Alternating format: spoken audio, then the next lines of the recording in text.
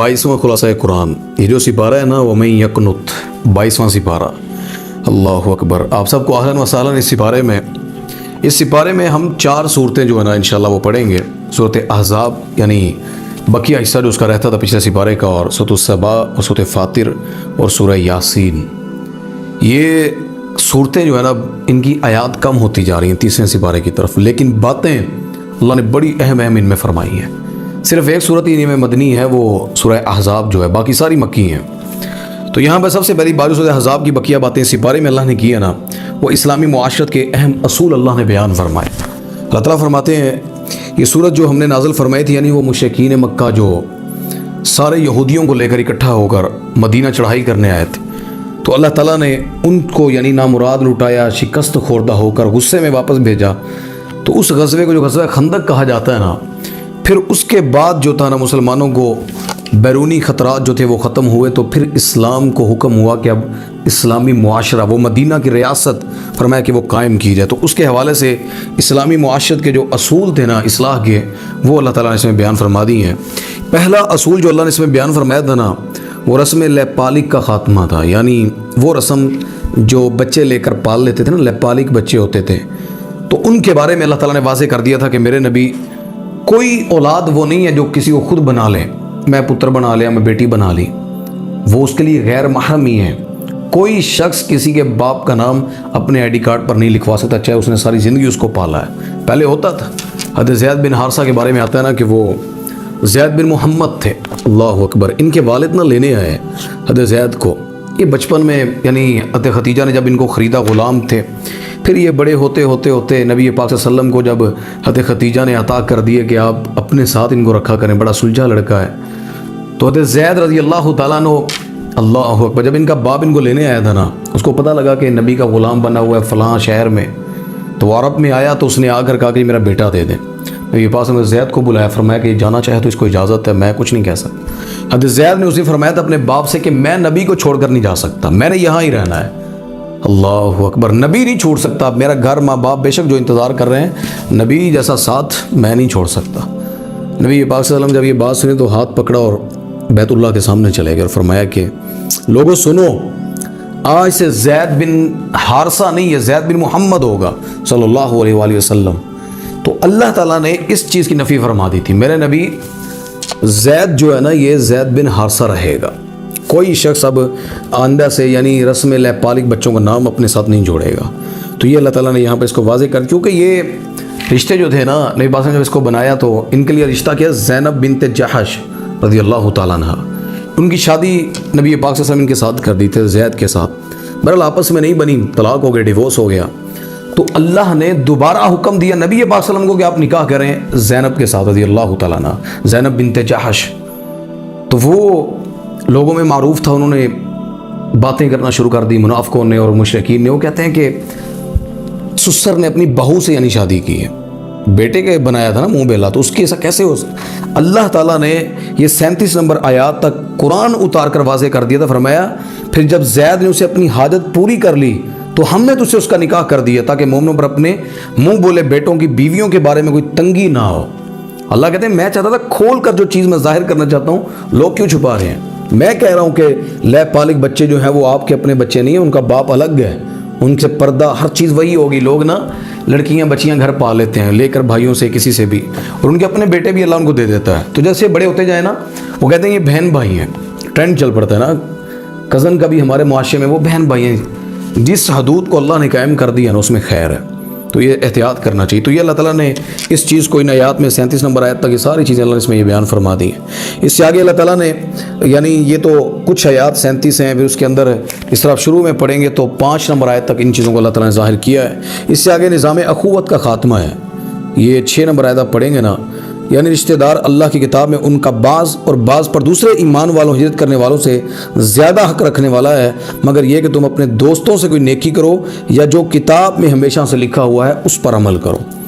तो वो जो सहाबा आए थे ना आपस में अखुवत का नाम लेकर, जिन्होंने एक मुआशरा बनाया, नबी पाक ने छोटी सी एक बस्ती भी बनाई थी, अल्लाह ताला ने उस मुआशरे को भी फरमाया कि ये अल्लाह इसकी इजाज़त नहीं, ये बाहमी ताल्लुक़ जो है ना ये ख़त्म कर दें। इस तरह का تو اللہ تعالیٰ نے اس چیز کو نظام اخوت کا یعنی جو ایک ٹائٹل تھا اللہ تعالیٰ نے اس کے ان کو منع فرما دیا۔ اس سے آگے اللہ تعالیٰ نے ازواج مطہرات کا مقام و مرتبہ سمجھایا ہے۔ اللہ اکبر، وہ مائیں جن کو لوگ گالیاں دیتے ہیں، کوئی کہنا ساڑی ماں ہی نہیں، اللہ قرآن میں کہہ رہے ہیں النبی اولیٰ بالمؤمنین من انفسہم وازواجہ امہاتہم، نبی جو ان کو اپنی جانوں سے زیادہ حق رکھنے والا ہے نبی ان پر، اور ان کی جو بیویاں نبی کی وہ ان کی مائیں ہیں، یہ اللہ تعالیٰ نے واضح کیا۔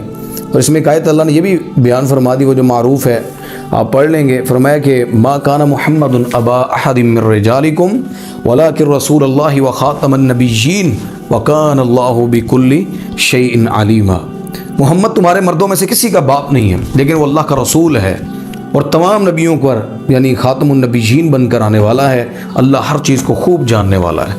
یہ اللہ تعالیٰ نے یہ باتیں عقیدہ ختم نبوت پر، اللہ کے نبی صلی اللہ علیہ وسلم کے لڑکوں کے باپ نہیں ہیں اس پر، اور اپنی اللہ تعالیٰ نے پہچان پر کہ اللہ کیا علم رکھتا ہے، کیا جانتا ہے، اللہ نے اس پر یہ بات کر دی ہے۔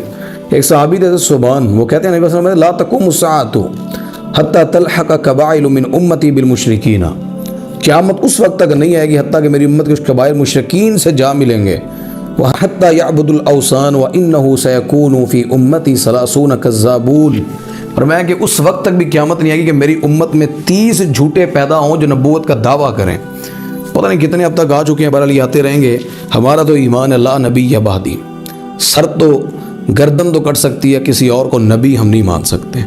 تو یہ جو عیسیٰ علیہ السلام پر بھی کہتے ہیں نا کہ ان کا نزول ہوگا تو وہ آئیں گے، لیکن اللہ نے سورۃ بقرہ میں آپ نے پڑھا ہے 3 سپارے میں اللہ تعالیٰ نے وہاں واضح کر دیا تھا وَإِذَا أَخَذَ اللَّهُ مِيثَاقَ النَّبِيِّينَ لَمَا آتَيْتُكُم مِّن كِتَابٍ وَحِكْمَةٍ، اللہ نے وعدہ لیا تھا سارے نبیوں سے کہ میرا نبی محمد آ جائے صلی اللہ علیہ وسلم، تم نے اپنی کتابیں بند کر دینی، اپنی شریعت بند کر دینی۔ عیسیٰ علیہ السلام بھی آئیں گے، میرے نبی کے امتی بن کر آئیں گے۔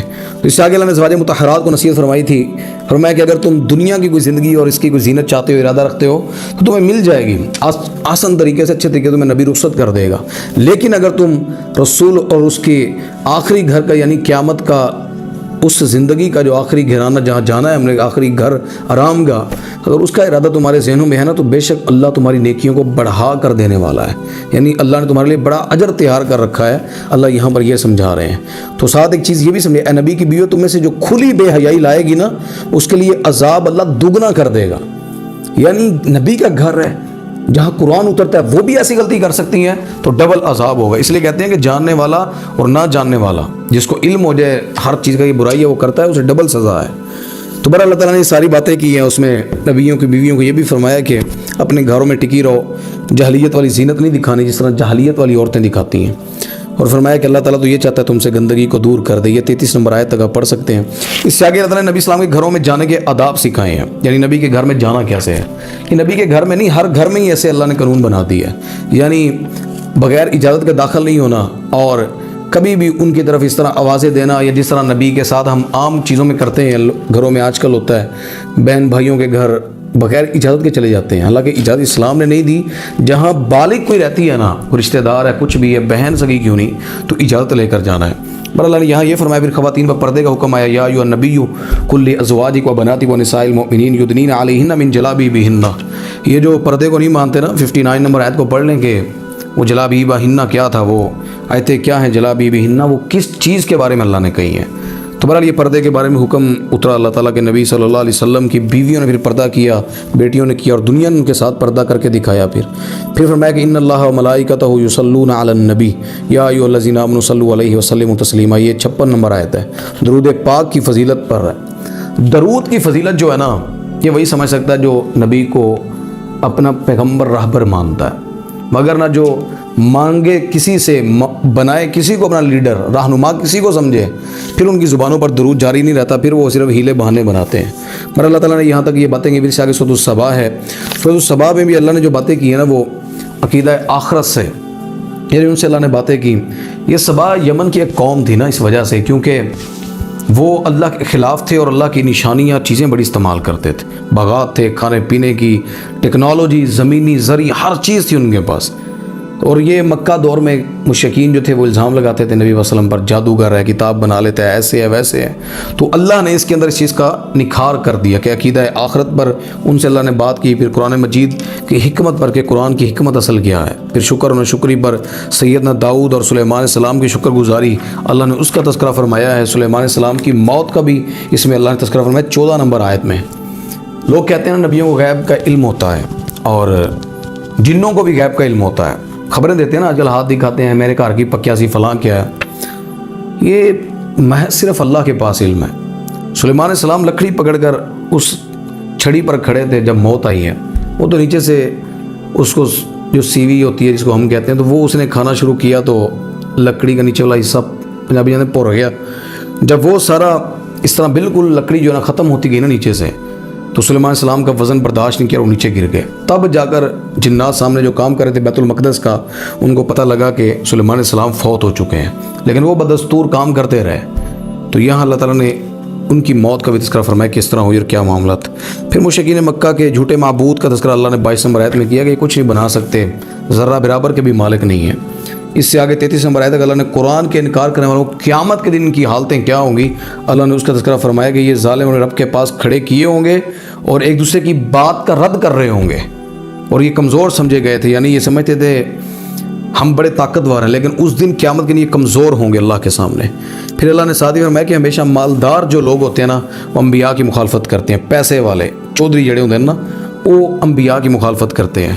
تو اللہ تعالیٰ نے اس کا تذکرہ فرمایا۔ دیکھیں پیسہ جب آتا ہے نا، اللہ اکبر، گھمنڈ آ جاتا ہے، مزاجن لوگ عیاش پرست ہو جاتے ہیں۔ صحابہ نا غریب تھے تب بھی وہ نبی کے تھے، امیر تھے تب بھی نبی کے تھے۔ وہ نماز میں بھی غریب بھی کھڑا ہے، امیر بھی کھڑا ہے۔ ہمارا فرق یہ ہے درمیانے بندے نماز کی طرف زیادہ توجہ کر لیتے ہیں، بالکل غریب کے اندر نہ دنیا لبی نہ آخرت لبنی ہے۔ امیر بندے وہ بھی پڑھتے ہیں، میں سب کو نہیں کہہ رہا، لیکن دولت کا جو نشہ مل جانا جس کو لگ جائے پھر اسے ایمان بھی چلا جاتا ہے آہستہ آہستہ، کیونکہ دولت کا فتنہ، مال کا فتنہ بہت بڑا فتنہ ہے۔ پھر اس سے آگے اللہ تعالیٰ نے فرمایا کہ کل جاء الحق وما یبدئ الباطل وما یعید، کہہ دیں حق آ گیا، باطل نہ پہلی دفعہ کچھ کر سکا تھا نہ اب کچھ کر سکے گا۔ یہ اللہ تعالیٰ نے یہاں پر اس چیز کو واضح کر دیا۔ سورۃ الفاطر ہے، سورۃ الفاطر جو اس سپارے کی آخری صورت ہے، یہ مکہ کے قیام کے تیسرے یعنی دور میں نازل ہوئی، جب مخالفت سازشیں عروج پر ہو رہی تھیں۔ تو ان کو جو متکبرانہ قیادت اور ان کی وہ سزا جزا جو انہوں نے بنا رکھی تھی اپنے ذہنوں میں مارنے پکڑنے کا، اللہ نے ان کا تذکرہ فرمایا ہے۔ اللہ کی نعمتوں کا تقاضا بھی اللہ نے بیان کیا شروع میں، آپ پڑھیں گے 5 نمبر آیت تک، کہ اللہ کہتے ہیں یا ایھا الناس اذکروا نعمت اللہ علیکم، اللہ کی نعمتوں کا انسانوں تم یاد کرو۔ آپ ایک نہیں شمار کر سکتے۔ اللہ نے زمین و آسمان کا تذکرہ کیا، رزق کا کیا، پھر اللہ کہتے ہیں کہ تمہیں ہو کیا گیا ہے، فَأَنَّا تُؤْفَكُونَ، اللہ کہتے ہیں تم کہاں بہکائے جا رہے ہو؟ اگر تمہیں اللہ کی اتنی تعارف اور پہچان میں کروا رہا ہوں، پھر تم اللہ کو چھوڑ کر کہاں جا رہے ہو، کیا کر رہے ہو؟ پھر اس میں اللہ تعالیٰ نے آگے مشرکین کے معبودوں کی بے بسی کو اللہ نے بیان فرمایا۔ یہ آپ پڑھیں گے تو اس صورت کی 12-13 نمبر آیت تک اللہ تعالیٰ نے ان کی محتاجی کو بیان فرمایا۔ اس سے آگے پھر اللہ تعالیٰ نے ایمان اور کفر کا نتیجہ جو ہے وہ فرمایا کہ یکساں نہیں ہو سکتا، وما یستوی الاعمی والبصیر، دیکھنے والا اور نبینا یہ دونوں برابر نہیں ہو سکتے۔ نمازیں پڑھنے والا اور بے نمازی برابر نہیں ہو سکتے، روزے رکھنے والا اور بے روز بندہ وہ کبھی برابر نہیں ہو سکتے۔ قیامت کے دن جہنمی اور جنت برابر نہیں ہو سکتے۔ جنتی جو ہے ان کا لیول مقام چیزیں الگ ہیں، جہنم والے آگ میں ہوں گے۔ پر اللہ تعالیٰ نے یہ ایک مثال دے کر سمجھایا ہے، 24 نمبر آیت تک پڑھ لیں آپ۔ اس سے آگے کہ قیامت کی اس میں کائنات کی جو نشانیاں اللہ نے وہ سامنے رکھی ہیں، حسد کے سبب ہدایت سے باز رہنے والے لوگ حسد نہیں کرتے، اللہ نے ان کا تذکرہ فرمایا 42 نمبر آیت میں۔